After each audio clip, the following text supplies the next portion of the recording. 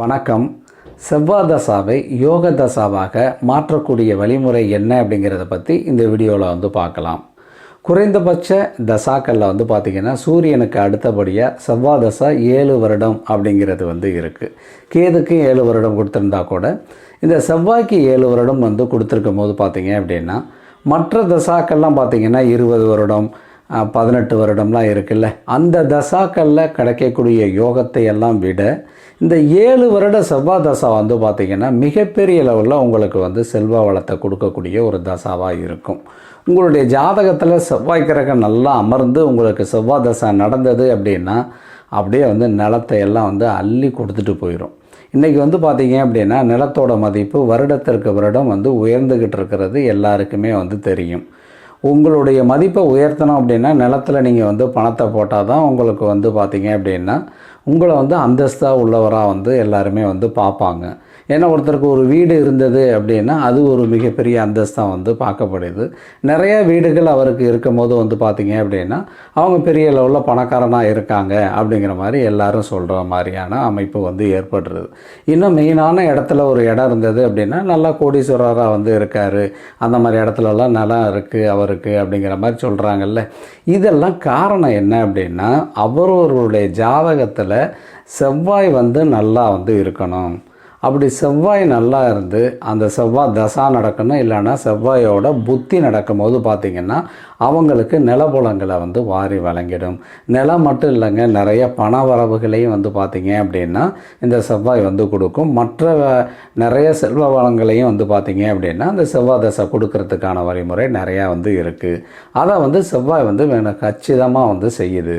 உங்களுடைய ஜாதகத்தில் செவ்வாய் வீணாக போயிட்டு அப்படின்னா, அதாவது பலமிழந்து இருந்தது அப்படிங்கும்போது உங்களுக்கு நிலம் அப்படிங்கிறது அமையாது, வீடு அப்படிங்கிறது அமையாது. அப்போ வீடு நிலம் எதுவுமே இல்லைன்னா உங்களை மதிக்கிறதுக்கான வாய்ப்பு இருக்காது. உங்களுக்கு ஒரு பற்று அப்படிங்கிறது இருக்காமல் போகிறதுக்கான வாய்ப்புகள் நிறையா உருவாகும். அதனால் பார்த்திங்கன்னா இந்த செவ்வாய் தசா நடந்தாலும் சரி, செவ்வாய் உங்கள் ஜாதகத்தில் மோசமான நிலையில் இருந்தாலும் சரி, இந்த பரிகாரத்தெல்லாம் செஞ்சுக்கிடும் போது பார்த்திங்க அப்படின்னா ஒரு 50லேருந்து ஒரு 70% பார்த்திங்க அப்படின்னா உங்களால் செவ்வாய் மூலம் நல்ல வழியை கொண்டுட்டு வர முடியும். ஏன்னா நம்ம செய்கிற வழிபாடுகளும் நம்ம மாற்றிக்கொள்ளும் போது பார்த்திங்கன்னா கண்டிப்பாக அதிலிருந்து ஏதாவது ஒரு நல்ல பலன் அப்படிங்கிறது உங்களுக்கு கிடைக்கிறதுக்கான வாய்ப்பு உருவாக்கி கொடுப்பாரு. செவ்வாய் அப்படின்னாலே பார்த்திங்கன்னா ஃபஸ்ட்டு சுப்பிரமணியர், அதாவது முருகனை வழிபாடு செய்வது அப்படிங்கிறது தான் பார்த்திங்க அப்படின்னா இதுக்கு முதல் பரிகாரமாக இருக்கும். அதுவும் முருகனை பார்த்திங்கன்னா எப்படி வழிபடணும் அப்படிங்கும்போது மலை மேல் இருக்கிற முருகனை நீங்கள் வழிபடணும். குன்று இருக்கிற இடமெல்லாம் குமரன் இருக்கிறார்ல, அதனால் பார்த்திங்கன்னா மலை மேலே இருக்கிற முருகனை வழிபடணும். ஏன் மலை மேலே இருக்கிற போய் முருகனை வழிபடணும் அப்படின்னா அவர் ஏன் அங்கே அமர்றாரு அப்படிங்கும்போது பார்த்திங்க அப்படின்னா ஒருத்தருக்கு செவ்வாய் பலம் இருந்தது அப்படின்னா உடல் நலனில் நல்ல பலம் இருக்கணும். ஏன்னா அவர் போர் படையதோட தலைவன். அப்போ போரில் தலைவன் எப்படி இருப்பார் அப்படின்னா நல்ல உடல்வாகோட நல்ல சுறுசுறுப்போடு அவர் இருக்கணும்.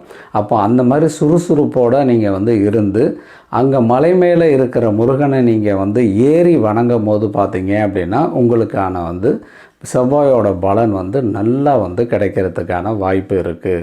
இதுலேயே பார்த்திங்கன்னா இருக்கிற முருகன் கோயிலில் மலை மேலே தான் அதிகபட்சம் இருக்கும்.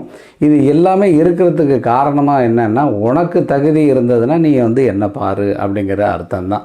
உன் உடல் தகுதி நல்லா இருந்ததுன்னா என்னை பார்க்கலாம் அப்படின்னா. ஆனால் மனிதன் இன்னைக்கு அதி புத்திசாலியாக இருக்கிறான். எங்கெல்லாம் குமரன் மேலே இருக்காரான் அங்கெல்லாம் என்ன பண்ணுறான்னா விஞ்சு போட்டு ஈஸியாக போய் பார்க்குற மாதிரியெல்லாம் வச்சுட்டாங்க. ஆனால் அந்த மாதிரியெல்லாம் நம்ம இருக்கக்கூடாது. நடந்து நீங்கள் அங்கே போய் நீங்கள் தரிசனம் பண்ணிட்டு வரணும். அப்படி தரிசனம் பண்ணிட்டு வந்துகிட்டு இருக்கும் போது பார்த்தீங்க அப்படின்னா செவ்வாய் உங்கள் ஜாதகத்தில் பலம் பெறுவதற்கான வாய்ப்பு இருக்குது.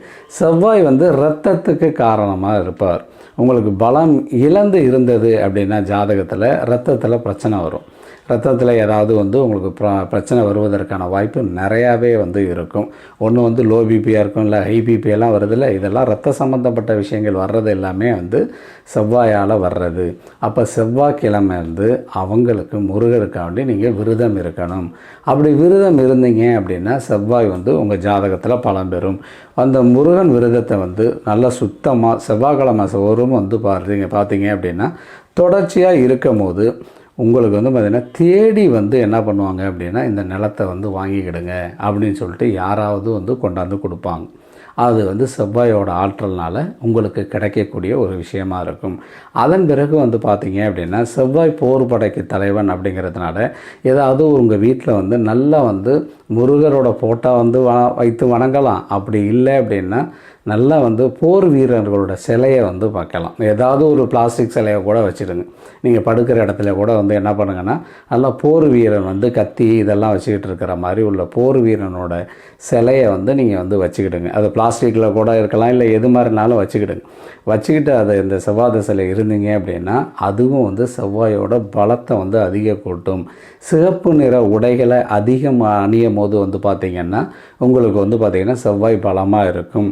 இன்னும் வந்து அக்னி ரூபமாக இருக்கிற கோயில்களுக்கு இல்லை முருகன் கோயில்களுக்கெல்லாம் என்ன பண்ணணும் அப்படின்னா உங்களுக்கு வந்து மின்சாதன பொருட்களை வந்து வாங்கி கொடுக்கணும். மின்சாதன பொருட்களை வாங்கி கொடுத்து பேரை பெருசாக போடாமல் சும்மா வந்து வாங்கி கொடுக்கணும். அப்படி வாங்கி கொடுத்துட்டீங்க அப்படின்னா அது வந்து முருகனுடைய ஆற்றலை வந்து உங்களுக்கு கொடுக்கறதுக்கான வாய்ப்பு நிறையா இருக்கும்.